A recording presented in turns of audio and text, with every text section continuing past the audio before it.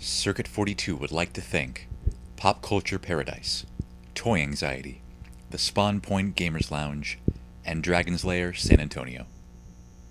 This is Ian McIntosh from Geeks4Comics, and we are here at the newest episode with a special guest, Mike Barron. So how are you doing tonight, Mike? Good. And for those who don't know, those 5 people on the wonderful, wonderful internets, who are you and what do you do? I'm a writer. I write comics and novels. I'm probably most famous for creating Nexus and Badger. I created Nexus with Steve Rude, Badger with Jeff Butler. I've written Punisher, Flash, Deadman, Star Wars, and created some other titles. And I figured out how to write novels about 5 years ago, so I'm writing novels too. And what do you have coming up? Well, this fall, Wordfighter Press is going to publish my novel, Banshees. It's a horror story about a satanic rock band that returns from the dead. It's the biggest book I've ever written. It's over 100,000 words. I surprised myself, but I'm really excited about it. Yeah, the funny thing is, like, if any other writer had told me he was writing a comic book about a satanic rock band come back from the dead, I would have just kind of looked at him funny. But you created Badger, so yes. That transition totally works in my head. So, starting with that, speaking of Badger, for those who haven't read the comic book, what is Badger the character, and tell us a little more about the comic. Badger is a multiple personality, only one of whom is a costume crime fighter, and in that persona as the Badger, he has the ability to empathize and communicate with animals to a certain degree, but there are 6 other personalities that vary widely. Each serves a different purpose. The thing about the Badger comic is because of his condition, I can hit it with any mood and hit any note. It can veer from extremely serious to slapstick, sometimes within the same story. Although the serious stories tend to be mostly serious and the slapstick stories tend to be mostly slapstick. The reason we have these serious stories is because multiple personality disorder is generally the result of severe childhood abuse. Now, right now, the American Psychiatric Association has decided there's no such thing as MPD.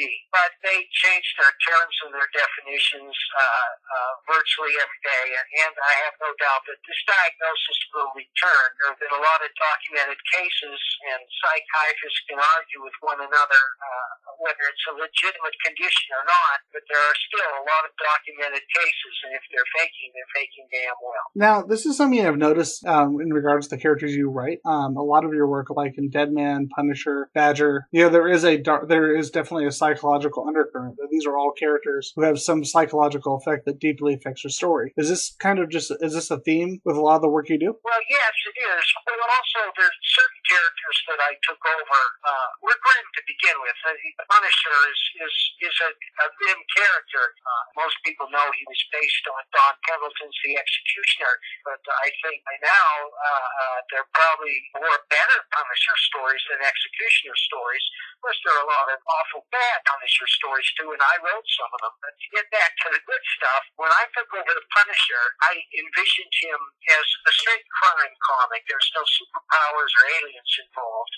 And I saw immediately that he was a man obsessed, and that he probably came from a Sicilian Catholic background, and he was a guilt-ridden Catholic, and that helped me visualize not only the character, but the stories. Now, when we previously had Chuck Dixon on our show, who also had a long run on the Punisher books like you, and one of the things that he said as far as his writing was that he always felt the Punisher was a villain of his own book, and he'd write him in such a way. And I was wondering, do you come from the same approach?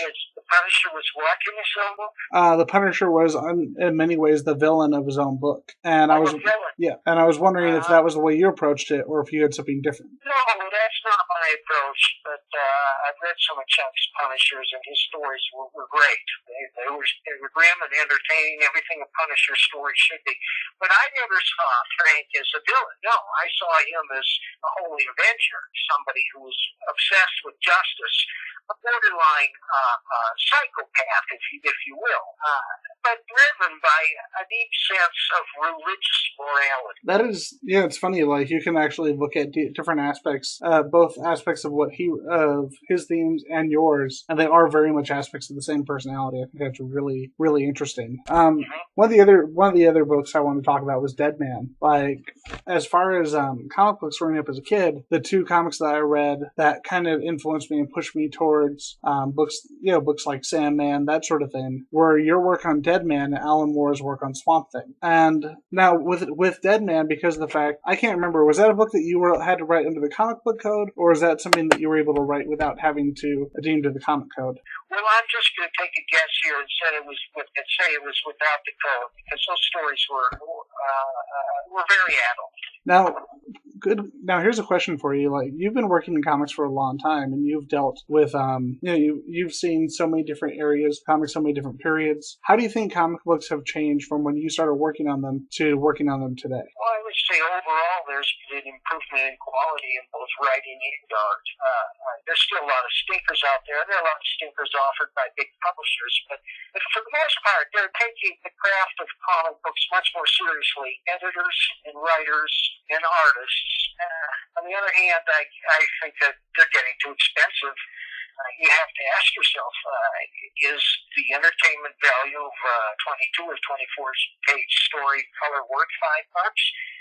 And of course, if you're willing to pay it, then it most absolutely is. But you have to get good weight for that price. Of course, I understand that comics are also artifacts and that people save them for the art because they like their favorite artist and they're not too concerned with the story, and that's all right. So, speaking of which, I had on a previous show that we had, we were talking about the comic book and the single issues versus trades. Now, if you look at the price of trades and graphic novels collections, it tends to be a lot lower than it would be to get the individual issues. Now, it's always been this way, but it seems like it's more and more towards that as you see books by the big two going at $4 to $6 a piece. And what I'm wondering, do you think it's because of the fact that they know they have such a large, such a built-in audience with trades that they tend to price the individual issues at a larger amount because they know they're not going to sell as many as they would the trade? No, I think they're aiming at two different audiences. Your hardcore fan is going to pick that book up every month, no matter what it costs. With the trades, you're getting into the bookstore market. I was in my local Barnes & Noble today, and there was shelf after shelf of graphic novels by Marvel and DC and Dark Horse and Image and a dozen other publishers. And I think they're trying to reach bookstore habitués, and they are, or they wouldn't be devoting all that space to them. So there's some overlap there, and a lot of the people that buy those trades are comic fans, but a lot aren't. They're just people who maybe see Flash on TV or something. They want to know what's going on with their comic, which is the source material after all, and the trade is a good way to pick up a story arc. So, with one of the books I wanted to talk to you about, and something really unique from the 1980s, if you remember Heroes for Hope, right? Yes. Now, one of the cool things about that comic book while a lot of now it's become more and more frequent to have comics geared towards charity, helping charity. That book was kind of unique at the time because there wasn't really a lot like that, and just because of the extremely large number of creators, including people like Stephen King. What was it like working on a project like that, especially something that had such a driven goal behind it? Well, that was just 2 pages we were asked to contribute, Steve and I, and we were delighted to do it. More recently, a number of comic creators have fallen on hard times, and we're working on anthologies and publications to raise money for them. I think you probably know who they are. And for those who don't know, for those looking to possibly pick them up, what can you tell us about those? Well, I know that there's a benefit book out for James Hudnall, who lost a foot recently, diabetes, and I'm not sure exactly where it's available, but if you Google James Hudnall benefit book, you'll find it. And I know Mike Gold is putting together a benefit book for Norm Breyfogle, who had a stroke last year, and those are just 2 that I'm aware of. And of course, the Comic Book Legal Defense Fund, I think they're putting out some publications to raise money for themselves. And there's also the Heroes Initiative, which helps comic creators who are down on their luck. I think they're all putting out publications to raise money. And I know you contributed to the Legal Defense Fund with the Even More Fun comics, right? Yes. Those were a lot of fun because I remember picking up the first two, and I couldn't remember if they continued anything since. But well, I'm particularly proud of my contribution to the Norm Breyfogle book. It's a 12-page story with Neil Hansen, great Canadian artist who drew Badger for me and the Punisher, who disappeared into the North Woods years ago and never resurfaced. And he was staying at my house one time, and I said, "Okay, Neil, you can stay here, but if you stay here, you got to draw stories." So I gave you this really grim story about a sociopath on his ranch in Florida fighting with his pet wolf, and that's going to be in the book. Okay, so for those out there who want to rent a room for the night at Mike's, you have to draw a comic book for him. If you can't, he will leave you out in the cold. That's what he said. Sorry. No. I was saying no. I was letting you finish. I was letting you go. Okay. But moving on from that, one of the big things that you did, especially in the '80s, like you came on to Flash right after Crisis on Infinite Earths and right after the reboot. What was it? Now, with DC, that was a huge change. Like, people look at, something like New 52, and that was kind of the predecessor to it. A lot of people, who grew up after that may not realize it. Coming onto that book, what was it like coming into DC after after Crisis and after all the changes they made in editorial? Well, it was fine. Mike Bold asked me to do that, and he said I had a blank slate. I was starting over with Wally Wood. So I thought about the character and his power and what it required in the laws of energy. That's where I came up with that bit that he had to eat constantly like a rabid bull to keep his energy up in order to have all that energy to move that fast. What else can you tell us about that run? Because, you wrote the first 14 issues, and in many ways, by doing that, you kind of developed what would be the modern Flash. Yeah, I was less professional then than I was now. The fact is, I just ran out of stories, so I said, Mike, I don't know what to do with this character. I'm going to have to give it up. And he said, okay, that's fine, because there are a million guys waiting to take your place. But in retrospect, I wish I'd stuck with it, thought harder, and come up with some stories, but I wasn't ready to do that then. But it is interesting because you achieved something that a lot of comic creators, it wasn't as common with comic creators back then, where you were able to put out a lot of independent work, a lot of your own work, and while at the same time working for a large number of companies, which, like, looking back, you really didn't see a lot of that. It seemed like in the 80s and 90s that the independent scene and the big two were basically very much split when it came to creators. What was that like? Because that must have been really interesting. Well, I don't know. I was just going through it at the time, so I didn't think it was very remarkable. But we made a number of errors. We signed away both Badger and Nexus, and Mike Richardson returned Nexus to Steve Rudney, and I'm impressed at that. But First Comic still has a proprietary interest in Badger. So I'm kind of shackled to First at the ankle as far as Badger goes, but that's fine. I mean, First was Badger's home for many years. There were a few issues before that on Capital, but I always liked the First. I like the people, and I'm happy to be doing Badger with them. Now, you mentioned Nexus. We haven't got to talk a whole lot about that yet. What can you tell us about Nexus and to our listeners? Well, Nexus is a reluctant executioner of mass murderers 500 years in the future.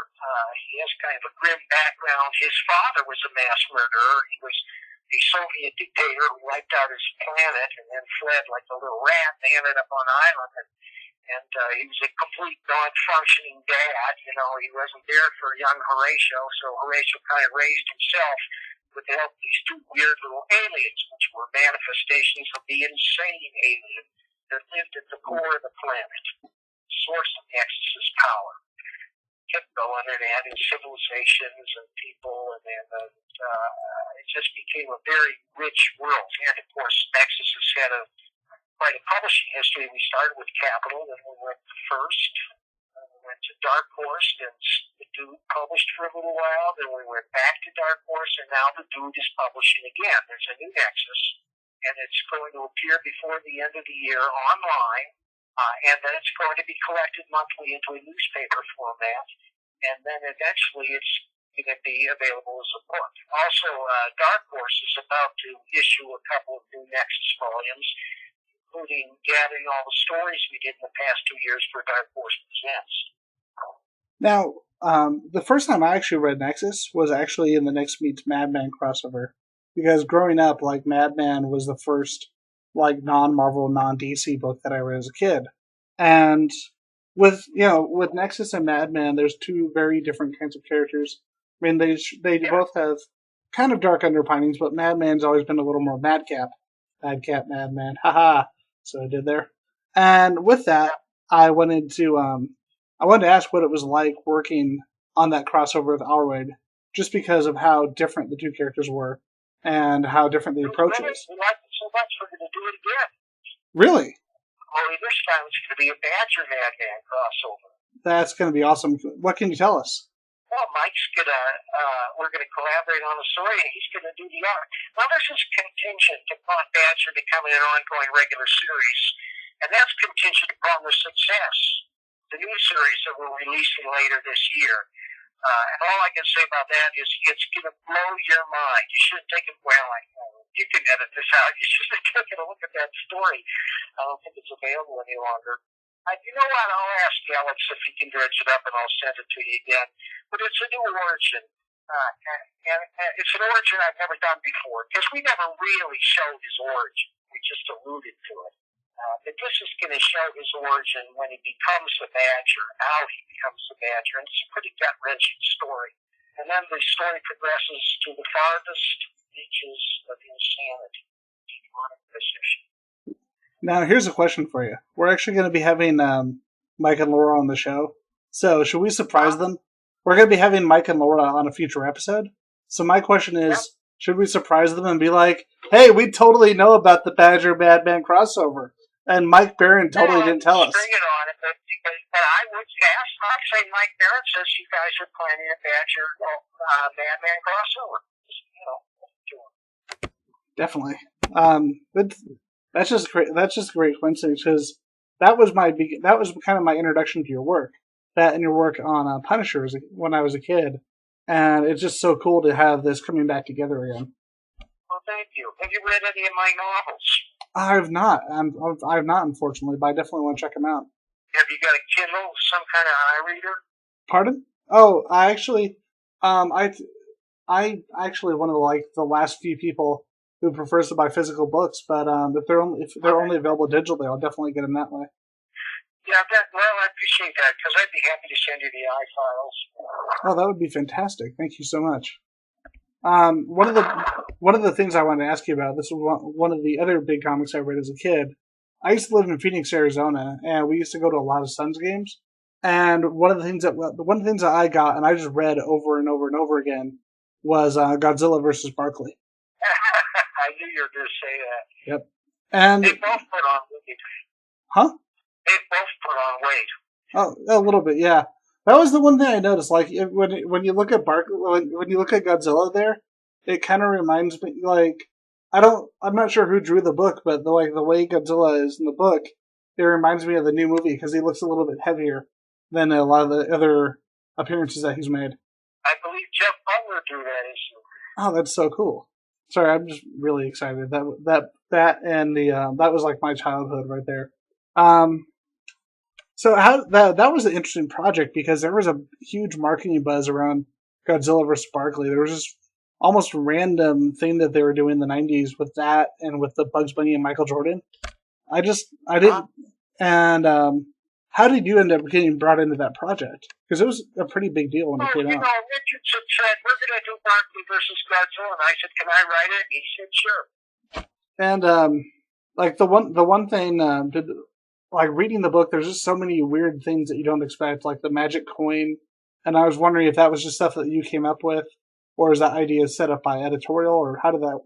No, I had carte blanche to write whatever I wanted. I just love it. Like, I went back and read it, and when you're a kid, when you're 8 or 9 years old, you don't see any of the camp. You just see Godzilla fighting Barkley, and now I look at it's like magical coin that will make you the size of Godzilla, and like that comic is like a whole another level of awesome that I did not appreciate as a little kid. Thank you. Now, the other thing that I wanted to ask you about is the Mr. T and the T-Force. Now, I know you didn't. I know you didn't write the first few episodes. I mean, the first few issues, but you did write the majority of that series. Now, like with the Godzilla vs. Barkley, this is another book I read when I was a little kid, and it was another one to just entertain me because when you're a kid, there's two things that are equally awesome, and that's the Transformers and Mr. T. Yeah, Mr. T is quite a character. And with that, you actually wrote with Norm. I know Norm Breyfogle. Is it Breyfogle? Breyfogle, who we talked about earlier, was actually the illustrator on that. On that, what was it that brought you onto that project, and what was it like writing something like that? Something so completely different than what you've written before. Well, it was a lot of fun. I went down to Chicago. I met with Mr. T. I asked him what he wanted to do, and his ideas were kind of general. He said, I just want to be a good guy and fight for justice, protect the weak, And so I did ask you a question. I can't remember the stories, unfortunately. I don't even have any copies left. I don't think, and I haven't looked at it in years. But they were good comics. Now, with the last two works that I've just really enjoyed as a kid, especially coming out of the 80s, your work on Robotech and your Star Wars comic books. And I don't know how often you get asked about your work about the Robotech Masters series, but I remember reading that, and I remember watching the show because I was given the tapes from a neighbor, and I just watched like 2 episodes over and over and over again. And when you're like 5 or 6 years old, you don't think, oh, there's more of these, and I just kept watching those episodes. And later on, I found out about the comic books. They were Masters, and then I found out about the Genesis comic books published later. And with Robotech, had you already known about the series? Had you already known about its history before you wrote the book, or was that just something you came on? Was that more of something that you just came on to as a writer? They asked me to write it. I was not familiar with Robotech previously. They sent me all the tapes, and I watched every show, and I based every episode on the show. And looking at the established universe, did you ever have any interest in the Robotech and Macross universe outside of those comics? Not really. Okay. Oh, and so with that, I want to move on to one of the bigger parts of the interview for me, and that's your history of the Star Wars comics, because you wrote. I know you adapted the Thrawn trilogy, and then you wrote Dark Force Rising and the X-Wing Rogue Squadron series. And now with the Thrawn trilogy, especially with the new movie coming out, a lot of fans have always kind of considered that the spiritual successor is kind of the episode 7, 8, and 9 to the original series. And I agree with you. I think they should have filmed them. Oh, me too. I mean, I'm interested to see what they're doing in the movies, but I don't know why they didn't just go with this and make this the basis. So, I just wanted to ask your opinion of the, sorry, I'm a little bit nervous. I just wanted to ask your opinion of your Star Wars work as a whole, and especially working on the Thrawn trilogy. Well, it was a dream to adapt because Timothy Zahn's prose is so lucid. I had a very simple formula. I had 24 pages per comic, and I took the book, and I knew I had to turn it into 6 issues, so I just divided all the pages by 6, and I made some rough marks there, and of course I adjusted them, I fine-tuned them when I got to those points, because it always has to end appropriately, not on a cliffhanger necessarily, although cliffhangers are always preferred, but at a moment of dramatic crisis before you launch into the next story. And I went through it, and I circled the dialogue I wanted to use, and I'm happy to say that there's not a single word in there of dialogue that I originated. It's all Timothy's. Now, my question is, with that, it was adapted, but with X-Wing Rogue Squadron, was that more of your original work, or is that also based off another source?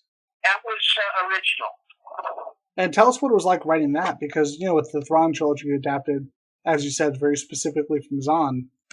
But what was it like writing the Rogues one? I just had a little time with that character, and I wish I had had more. But again, it was a long time ago. I can't feature the story, although I do know it. It featured a great Dave Dorman painting for the cover, and that guy standing there at his day is looking in the mirror looking at it. It's interesting because, kind of like Boba Fett, Wedge Antilles, he's a character that, despite having little time in the films, he really has drawn a cult following. And I know that book in particular has been a very popular comic because of its focus on Wedge, at least for me. One of the things I want to talk to you, because of the extensive amount of work you did in the Star Wars comics, was your opinion on the upcoming films and what's been done with Star Wars lately. Well, I can't give you an opinion on the upcoming film until I see it. Well, true, but just in general, what's been done lately with the franchise? I tell you, I have noticed that Marvel is using a shotgun to blast new Star Wars titles. Yeah, I've noticed that too. They're putting out a lot, but I've got to say, like, looking at the teams, like having people like Mark Waid, Jason Aaron, I like that even though they're putting out a lot, that they're putting people like Waid in them who are really dependable, really strong writers. Because I've seen some events, especially right before Marvel Now, where it just seemed like they were throwing anybody they could on a book, and it's like that's not the way you do it. You don't want to just put whoever on a comic just to get comics out. I think they got their marching orders that these comics have to be good, and I'm sure they will. It's just really interesting, like looking at how comic books have. Everyone talks about how comics have changed, and everyone says, "Oh, there's different periods in comics." Like one of the as I'm growing up, like when I was younger, I used to be one of those. Oh, everything in the '90s sucked, like the whole stereotype. But as you look more and more at a lot of the work and re-examine, go back, there's a lot of good stuff. It's just that people seem to focus on it, like early Image and early '90s Marvel, and it's like there's so much good work, and it's kind of silly to throw it under the blanket of, oh, it was the '90s, it must have sucked. Yeah. So, looking at all the works that you've done, what would you consider your favorite work that you've done, and which book would you want to go back and take a second look at? Well, I'm excited to be doing new Badger stories and new Nexus. But right now, I'm more excited about my novel work because I've wanted to write novels all my life, and I was unable to. I just didn't get it until about 5 years ago, and then all of a sudden, everything snapped into place. And now I'm writing the way I've always wanted to write, and I'm very happy with it. And I'm more excited about my novels than any writing I've done in a long time. Well, tell us a little more about your books that you have coming out. Well, there's four that have been published. The first one is Biker, and it is extremely hard-boiled crime about a reformed motorcycle hoodlum who becomes a private investigator. Later this year, Comic Mix will be adapting Biker. I will be adapting Biker into a comic book series with Chris Cross as the artist. Biker's Josh Pratt. That's his name, and he's a character I'm really proud of. He seems very real to me, and there are two more finished Biker novels in the pipeline. I have an agent. We're looking for a publisher. Other than that, I've been publishing through Wordfire Press, which is Kevin J. Anderson's outfit. Kevin J. Anderson is a well-known science fiction writer who does the Dune sequels. He does his own star-spanning epics like The Dark Between the Stars, and he's written quite a bit of Star Wars material, too. And Kevin has published my novels Helmet Head, Scorpio, and Whackjaw. Helmet Head is about Nazi biker zombies. Scorpio is about a ghost who only appears under a blazing sun. Whackjaw is about spontaneous human combustion and alien invasion. They're all available on Amazon. And I would say if you like Badger and you like The Punisher, you would probably enjoy Whackjaw. Whereas if you want to be scared shitless, you would probably enjoy Scorpio and Helmet Head. I'm very surprised to find myself writing horror these days. That's what I'm writing, and that's what Banshees is, which is me coming out from Wordfire this fall. And where can more people find out more about your writing? Where can people find out more about your writing and your books, your work as a whole? Well, I have a website. It's bloodyredbaron.net. bloodyredbaron.net. And I'm on Facebook as Michael A. Baron. And I'm on Amazon. I have an Amazon author page, which goes on and on and on, listing every comic comic I ever did. When in fact I want to get those novels up there front because that's the stuff I'm doing now. I got 4 novels in the pipeline. One is Banshees, one is Disco. It's a family-oriented story about a kid who adopts a Mongol dog and trains him to be world disc dog champion. I have a horror story called Domain, which is the last word in Haunted House Stories. And I have the next 2 Josh Pratt novels, Sons of Privilege and Not Fade Away. That sounds fantastic. Well, with this, we're coming to the close of our newest episode of Geeks4Comics, and I wanted to thank you again for coming on. It was fantastic to have you on here. It was my pleasure, Ian. All right, and remember, read Mike's books, read Mike's comics, and go to and check out Geeks4Comics and Circuit 42, or we'll send Ghost to come break your legs. That's right, here at Circuit 42.